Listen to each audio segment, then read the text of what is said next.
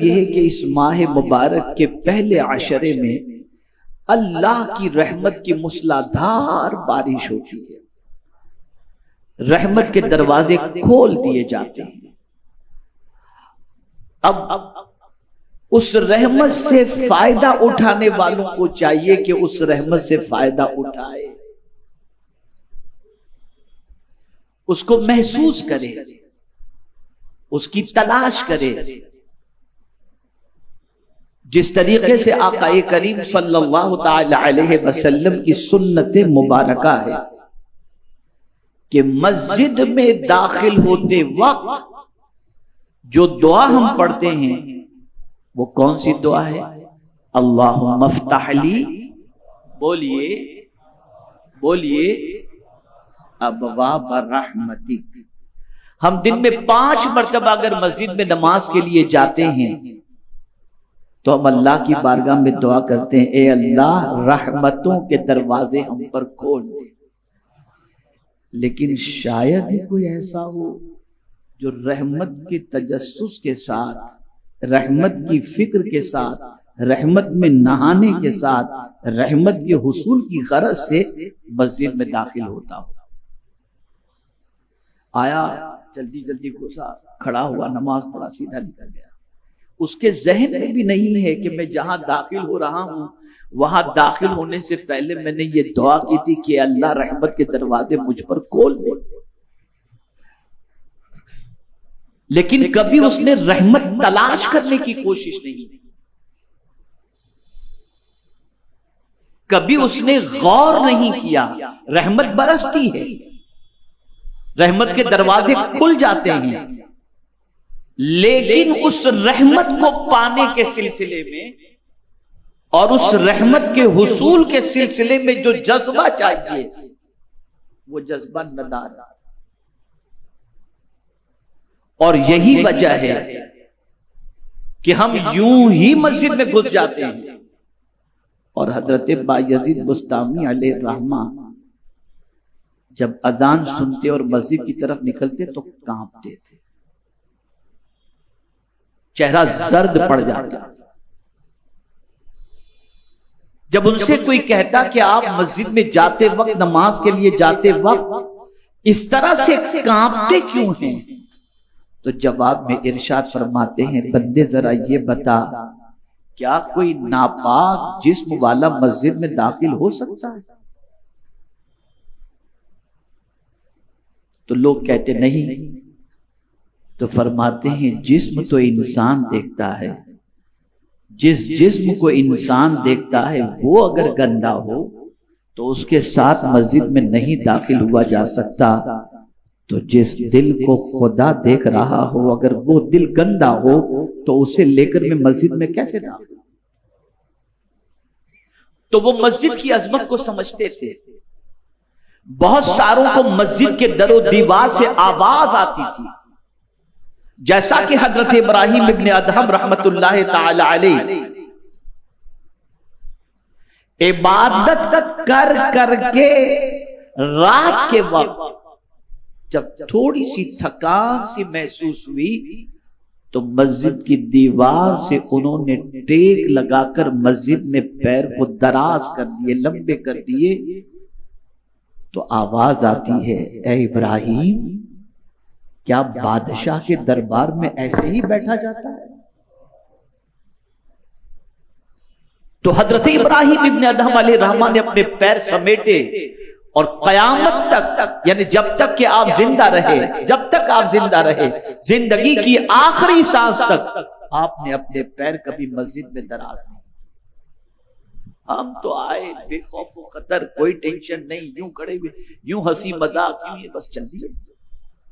تو جس طریقے سے مسجد میں داخل ہوتے وقت ہم دعا کرتے ہیں، اے اللہ ہم پر رحمتوں کے دروازے کھول دے، اور رحمت کی تلاش نہیں کرتے، رحمت کی جستجو نہیں ہوتی، رحمت کو پانے کی فکر نہیں ہوتی، رحمت کی طرف توجہ نہیں ہوتی، اور یوں ہی آتے ہیں نماز پڑھتے ہیں چلے جاتے ہیں، یہ اللہ کا کرم ہے کہ ثواب سے مالا مال تو کر دیتا ہے، لیکن جو اس کی رحمتیں نچھاور ہو رہی ہوتی ہیں ان سے ہم کما حقہ فیضیاب نہیں ہو پاتے۔ ورنہ آپ کیا سمجھتے ہیں، یہ اس وقت آپ اور ہم جو بیٹھے ہوئے ہیں، ایک تو مسجد بھی ہے اور پھر علم کی محفل بھی ہے، آپ جانتے ہیں ہم کہاں بیٹھے ہوئے ہیں؟ یہ جنت تو ہے روئے زمین کی، بظاہر ہمیں یہ چھت نظر آ رہی ہے، لیکن سیدنا فاروق اعظم رضی اللہ تعالیٰ عنہ ارشاد فرماتے ہیں، جب کوئی علم کی محفل کے اندر بیٹھتا ہے تو اللہ اپنی چادر رحمت اس پر تان دیتا ہے۔ تو بظاہر ہم علم کی محفل کے اندر موجود ہیں، لیکن حقیقت یہ ہے کہ ہم پر اللہ کی چادر رحمت تنی ہوئی ہے۔ اسی لیے صحابہ دین کی محفل میں شریک ہوتے تھے، جاتے تھے، اسی لیے ایسی محفلوں میں بیٹھنے والوں کی عظمتیں بیان کی گئیں، بلکہ حدیث مبارکہ میں آقا کریم صلی اللہ علیہ وسلم نے ارشاد فرمایا، عالم بنو یا طالب علم بنو یا عالم سے محبت، عالم کی بات سننے والے بنو یا عالم سے محبت کرنے والے بنو، پانچویں نہ بننا ورنہ ہلاک ہو جاؤ۔ یہ وہ محفلیں ہیں جہاں اللہ کی رحمت سایہ فگن ہوتی ہے، لیکن وہ رحمت نظر کس کو آتی ہے؟ اس رحمت کی بارشوں کو کون محسوس کرتا ہے؟ تو میرے پیارے آقا صلی اللہ علیہ وسلم کے پیارے دیوانوں، جس کا تعلق اپنے رب سے اور اس کے پیارے حبیب صلی اللہ علیہ وسلم سے جڑ جاتا ہے اور تعلق مضبوط ہوتا ہے۔ آقا کریم صلی اللہ علیہ وسلم نے ارشاد فرمایا، شہر اولہ رحمت، ماہ رمضان کا پہلا عشرہ رحمت کا ہے، تو رحمت کی موسلادھار بارش ہوتی ہے، بے حساب بارش ہوتی ہے، لیکن ایسی بارش کے اندر بھی ہم دیکھتے ہیں بہت سارے باہر موجود ہیں، کوئی کھا پی رہا ہے، کوئی مذائقہ نہیں، کھانے پینے کی شریعت نے اجازت دی ہے، رات کو کھائیے، روزے میں کھانے کی پابندی ہے، لیکن رات بھر کھاتے رہنا اور اس مبارک رات کے اندر اور ان مبارک ایام کے اندر برکتوں کے حصول کی فکر نہ کرنا، یہ کتنے بڑے تعجب کی بات ہے۔ اصل جو ہے جن کی نظر قرآن پر ہوتی ہے، وہ قرآن مقدس کی روشنی میں اللہ کی رحمت کس کس طریقے سے حاصل ہوتی ہے، ہم کیا کریں کہ اللہ کی رحمت ہم پر نچھاور ہو اور ہم اس کی رحمت کے حقدار بن جائیں۔ اس میں کوئی شک نہیں کہ ماہ رمضان کے پہلے عشرے میں اس کی رحمتوں کا نزول ہوتا ہے، لیکن پروردگار نے کچھ ایسے اعمال بتا دیے کہ اگر بندہ ان اعمال کا مرتکب ہو جائے تو گویا وہ رحمت کے سمندر کے اندر غوطہ لگا رہا۔ خود جیسا کہ حدیث مبارکہ میں آقا کریم صلی اللہ علیہ وسلم نے فرمایا، جیسا کہ حضور صدر الشریعہ علیہ الرحمت والرضوان نے باہر شریعت میں یہ حدیث نقل فرمائی ہے کہ اگر کوئی شخص طواف کعبہ کرتے ہوئے تیسرا کلمہ پڑھے تو فرماتے ہیں گویا وہ رحمت کے سمندر میں چل رہا ہے۔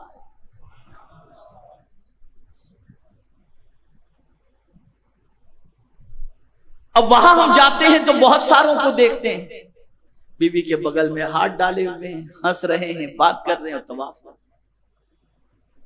میں یہ نہیں کہتا کہ وہ محروم ہیں یا مالا مال ہیں، لیکن اس طریقے سے، اور کچھ لوگ جب اللہ کے گھر کا طواف کرتے ہیں تو اس انداز سے طواف کرتے ہیں کہ انہیں کسی کی فکر نہیں، کسی پر توجہ نہیں، اور واقعی وہ سمندر میں غوطہ لگاتے ہوئے نظر آتے ہیں۔ تو یہ احساس کے اوپر ہے، یہ فیلنگ کے اوپر ہے، یہ کیفیت کے اوپر ہے۔ اب آج میں آپ کو 2 4 5 آیتیں جتنی مجھ سے ممکن ہو سکیں گی، آیتیں بہت ہیں لیکن میں 2 4 5 آیتیں میں آپ کو بتاؤں کہ ان آیتوں کی روشنی میں آپ اور ہم یہ سمجھنے کی کوشش کریں کہ اللہ عز و جل کن لوگوں پر اپنی رحمت کی بارشوں کو نازل فرماتا۔ پہلی آیت، ان رحمت اللہ قریب من المحسنین، بے شک اللہ کی رحمت قریب ہے نیکوں کے۔ مفسرین یہاں پر فرماتے ہیں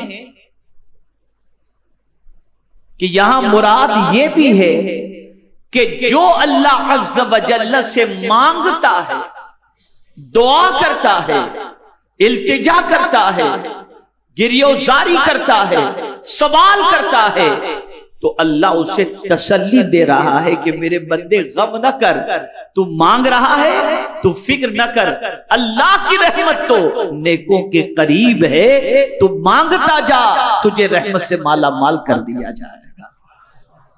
نیکی کرو، اللہ کی رحمت کے حقدار بن جاؤ، دعا کرو، اللہ سے بھیک مانگو، اللہ عز و جل کی رحمت سے مالا مال ہو جاؤ گے۔ اور بعض عشاق نے بڑی اچھی تفسیر، ایک یہ بھی بڑی زبردست تفسیر کی، فرماتے ان رحمت اللہ، تو یہاں اللہ کی رحمت سے مراد مصطفیٰ جان رحمت صلی اللہ علیہ وسلم، آقا کریم صلی اللہ علیہ وسلم کی ذات ہے، اس لیے کہ حضور یقیناً قریب ہیں، کس کے؟ مومنوں کی جان سے بھی زیادہ قریب ہیں۔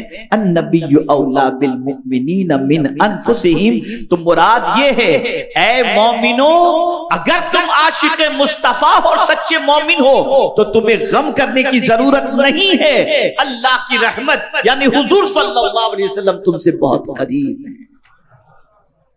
دونوں کے اعتبار سے دیکھیں، ایک تو ایمان ہمارا پختہ ہونا چاہیے تو حضور ہم سے قریب ہیں، نیکیوں کی کثرت ہونی چاہیے تاکہ اللہ کی رحمت ہم سے قریب ہے۔ یہاں سے یہ بات سمجھ میں آئی کہ ماہ رمضان کے اس عشرہ رحمت میں ہمیں دعا کی کثرت کرنی چاہیے اور نیکی کی کثرت کرنی چاہیے۔ اگر ہم نے دعا کی کثرت کی، نیکی کی کثرت کی، تو گویا اللہ کی رحمت سے ہم مالا مال ہو جائیں گے اور اللہ کی رحمت ہم پر نچھاور ہوگی۔ اس ماہ مبارک میں تراویح میں ہم قرآن شریف سنتے ہیں، تو یہ اس وقت جب ہم قرآن سنتے ہیں نا، قرآن جب سنتے ہیں تو وہ بھی اللہ کی رحمتوں میں نہانے کے برابر ہے۔ آپ مجھے بتائیے، سوائے سامع کے، وہ سامع جو حافظ قرآن کے پیچھے لقمہ دینے کے لیے موجود ہوتے ہیں، کہ اگر حافظ صاحب کہیں اٹک گئے تو پیچھے سے وہ لقمہ دیں، سامع تو سب ہوتے ہیں، لیکن آج کل عام طور پر جو ہے سامع اس کو کہا جاتا ہے جو خاص طور پر جو ہے مقرر کیا جاتا ہے تراویح پڑھانے والے حافظ کے پیچھے، کہ اگر کہیں غلطی ہو تو وہ پیچھے سے لقمہ دے۔ تو اس کے علاوہ آپ دیکھیں کوئی بولتا نہیں، اور یہ سامع بھی اس وقت لقمہ دیتا ہے جب حافظ صاحب کو کہیں متشابہات کا مسئلہ ہو جائے، کہیں کوئی آیت میں اٹک جائے، کہیں کوئی غلطی ہو جائے، تبھی وہ لقمہ دیتا ہے، ورنہ وہ بھی چپ چاپ پورا قرآن سنتا ہے، پوری مسجد خاموشی کے ساتھ قرآن سنتی ہے۔ خدا کی قسم اگر آپ اس کو سمجھ لو نا تو آپ کی تراویح کی لذت کے اندر ایک عجیب کیفیت پیدا ہوگی۔ اللہ فرماتا ہے اذا قرئ القرآن فاستمعوا له وانصتوا لعلکم ترحمون، جب قرآن پڑھا جائے غور سے سنو اور چپ رہو. اگر تم نے یہ دو کام کیے کہ قرآن غور سے سنے اور چپ رہے تو تم کیا سمجھتے ہو محروم رہو گے؟ نہیں، تم پر رحم و کرم کی بارشیں نازل ہو جائیں. اب مجھے سمجھ میں آیا یہ جو حضور نے فرمایا من قام رمضان ایمانا و احتسابا، جو رمضان المبارک میں ایمان اور احتساب کے ساتھ قیام کیا اللہ اس کے پچھلے گناہوں کو معاف فرما دیتا ہے، معاف فرما دیتا ہے. اب آپ سوچیں کہ جب آپ قرآن سن رہے ہوتے ہیں نا اور ایک دم چپ ہوتے ہیں نا، آپ اور ہم نے بھی آج سنا اور آپ نے بھی سنا ہوگا، تو فیلنگ اندر پیدا کریں گے اللہ کی رحمت ہم پر نچھاور، اللہ کی رحمت. اور یہ اللہ کا وعدہ ہے اور آپ دونوں کام کر رہے ہیں، آپ چپ بھی ہیں اور قرآن سن بھی رہے ہیں، تو بھلا آپ اللہ کی رحمت سے محروم کیسے رہیں گے؟ اللہ کا وعدہ حق ہے، ان اللہ لا یخلف المیعاد، بے شک اللہ وعدہ خلافی نہیں فرماتا. اب آئیے اور تھوڑا سا آگے بڑھتے ہیں. اگر کوئی شخص ماہ رمضان کے علاوہ بھی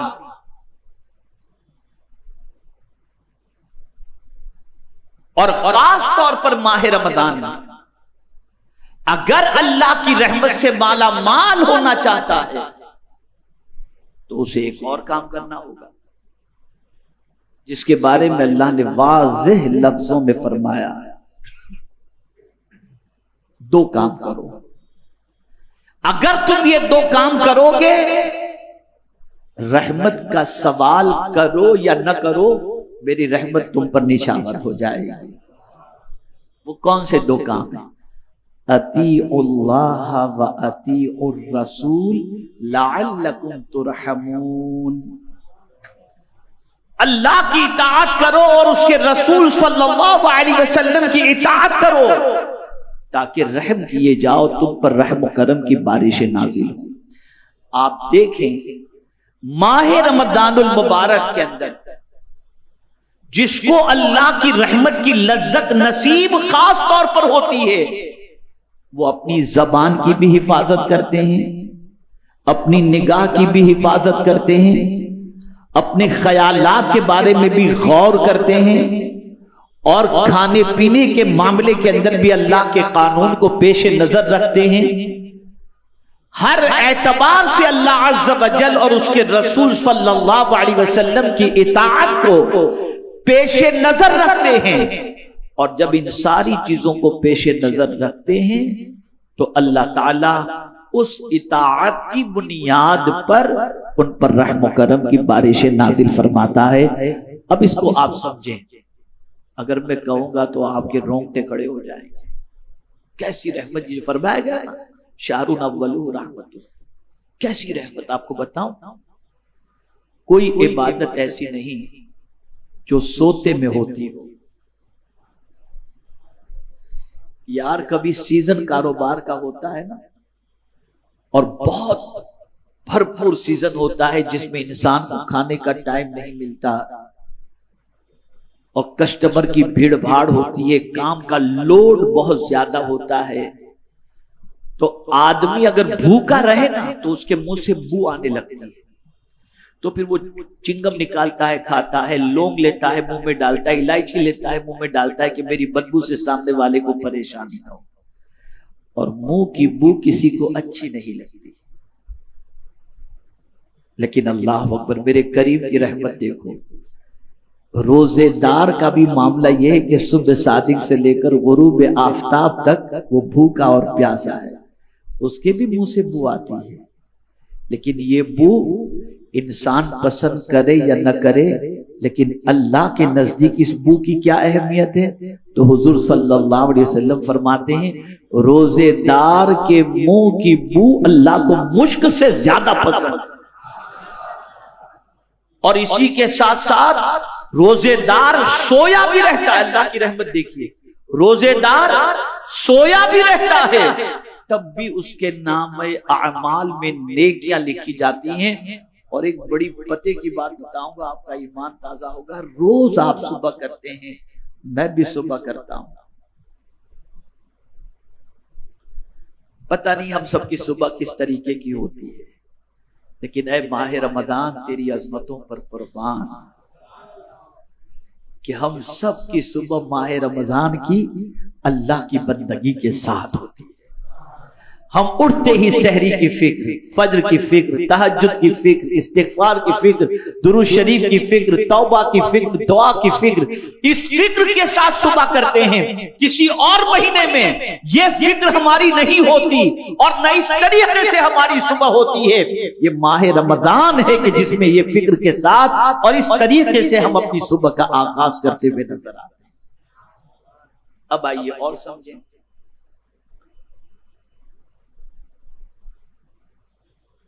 اس ماہ مبارک کے پہلے عشرے میں خاص طور پر ایک دعا کرنی چاہیے، اور وہ دعا کون سی ہے؟ رب اغفر وارحم وانت خیر الراحمین. اے ہمارے رب بخش دے، رحم فرما، اور سارے رحم فرمانے والوں میں تو سب سے زیادہ رحم فرمانے والا ہے. اب اگر کوئی شخص یہ دعا کرتا ہے، اللہ کی بارگاہ کے اندر رحمت کی طلب کرتا ہے، رحمت کی بھیک مانگتا ہے، تو میرا پروردگار اس رحمت کی بھیک مانگنے والے کو اپنی رحمت سے اس طرح سے مالا مال فرما دیتا ہے کہ رب قدیر جل جلالہ اس بندے کے لیے بخشش کا پروانہ عطا فرما.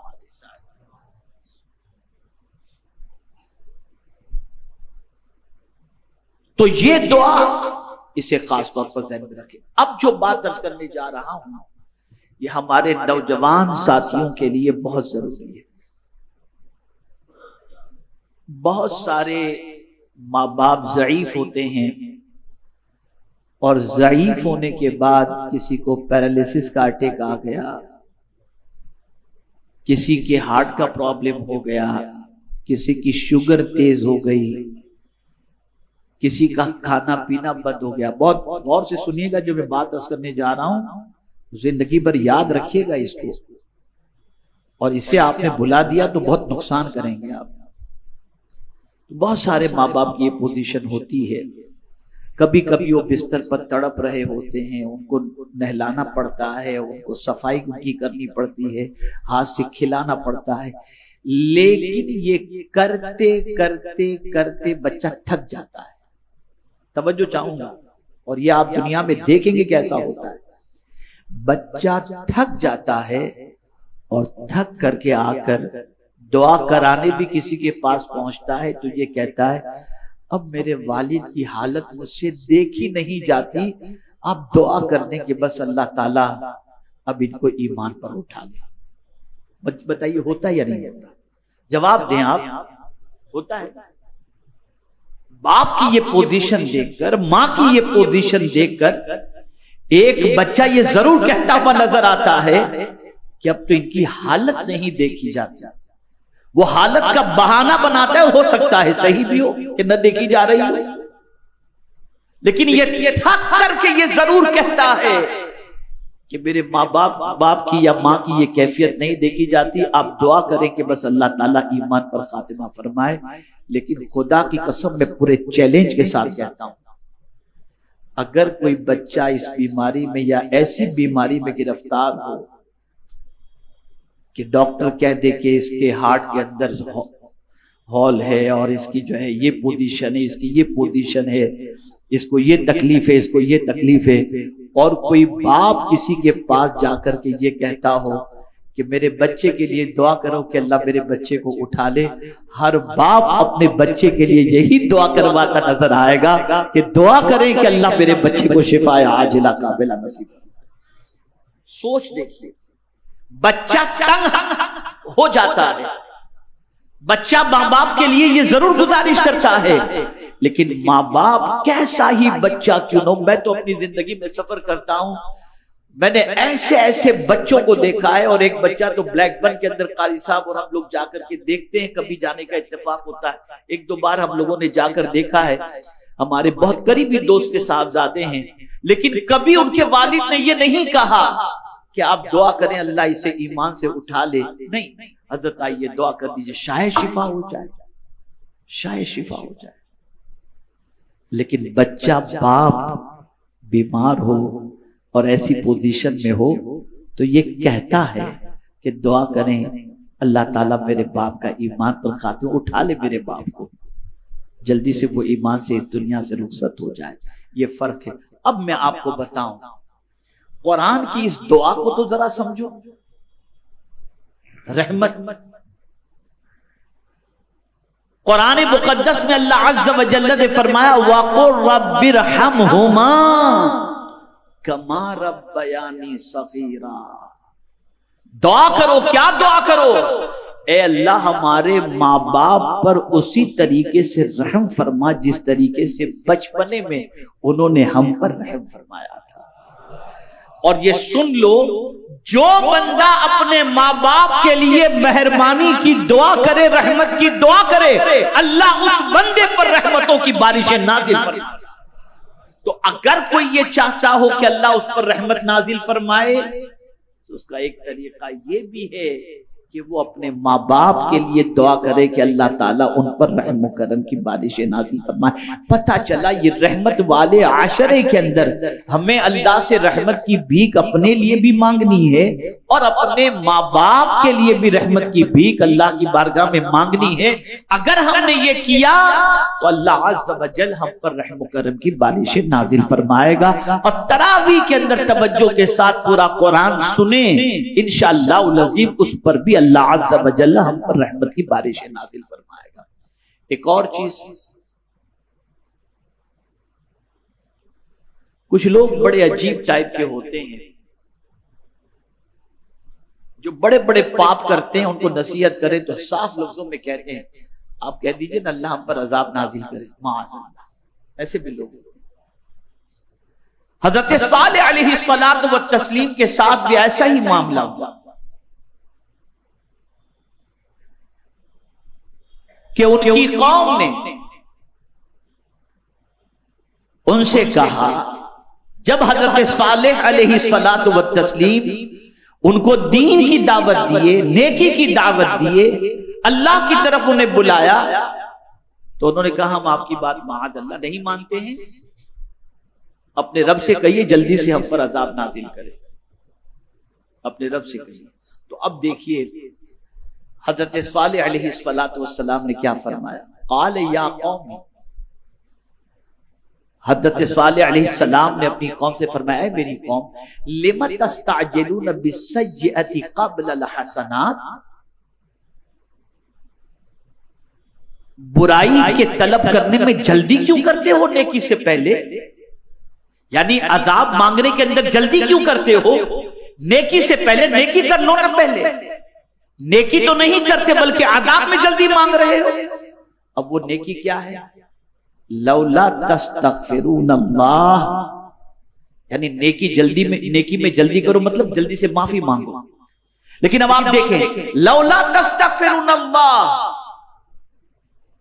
اگر تم اللہ سے مغفرت کیوں نہیں چاہتے، تم اللہ سے مغفرت کیوں نہیں چاہتے، تو اب سوال یہ پیدا ہوتا ہے کہ اگر اللہ سے مغفرت چاہیں تو اللہ کیا عطا فرمائے گا؟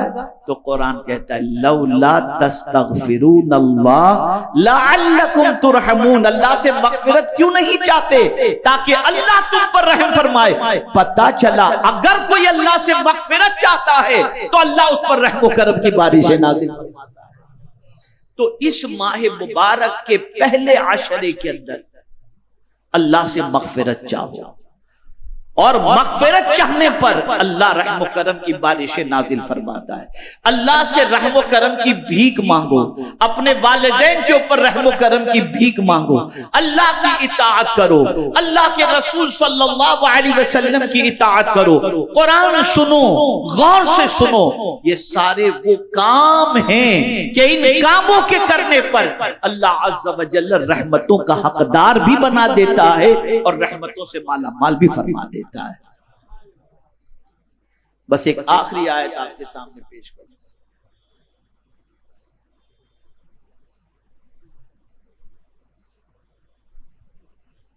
وہ بھی رحم و کرم سے متعلق ہے.